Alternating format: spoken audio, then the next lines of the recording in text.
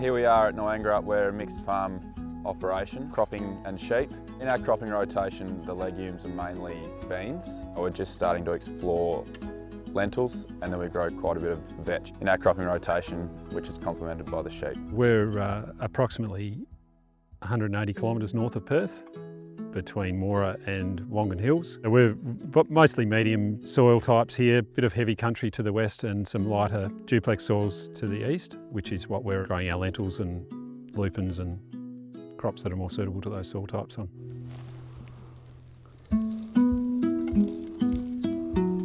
We're predominantly barley, wheat, canola rotations with lupins and now lentils in our rotations.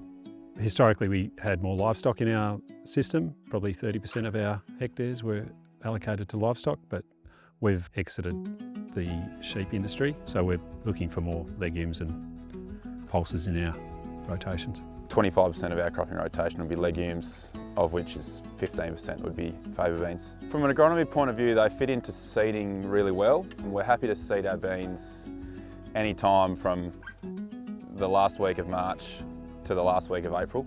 We're now prioritising our canola seeding over our beans, so we've gone to a shorter season variety which is Marn. So we're tending to putting our canola in early if we're happy with the conditions, and then we'll follow up with the beans and then into the cereals. Seeding beans, we like to try and keep the seeding rates up because they are such a big seed, so we want to be sort of ideally probably 100 to 120 plus if farmers can through their machinery. I think to get the best out of them they need to be in the ground early, so we want to certainly make sure we're ready to go seeding and get them in the ground early, and probably put them down fairly deep into moisture if we can and give them the best opportunity to get going.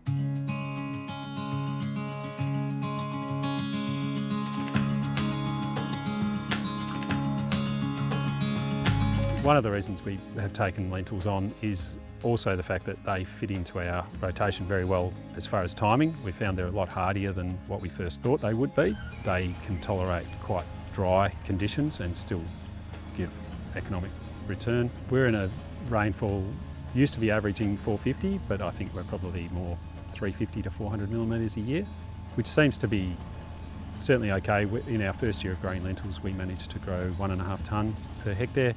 So I think it's got quite a fit over a broad spectrum of areas for rainfall. Probably some of the restrictions in lentils in terms of people adopting them have been broadleaf control. So radish, capeweed, they're difficult weeds or can be difficult weeds to control. But with the influence now with the breeders and some new varieties coming out that are IMI tolerant, both from the point of being able to use IMI in season to control weeds, but also where we're growing, the barley that we grow in our rotation is IMI barley.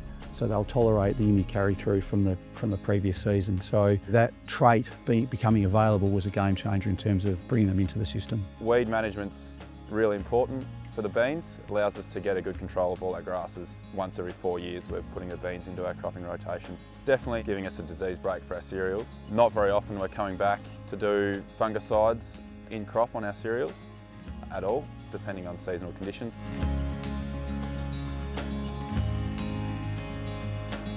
Generally we've grown them on the heavier soil types and they have been doing well, particularly in nice wet starts where we can get them way early. In recent years we've sort of been pushing those boundaries a little bit more into some of the sands and finding that they're doing really well on the sands, particularly in the drier starts. We've ameliorated a lot of our soils and got our pH. pH is a big factor with lentils. They don't like acidic environments, so our pH are probably sitting between 5.5 to 6.5, which is a good environment for them. The newer varieties are much better for Assaccida, much better for Botrytis grey mould.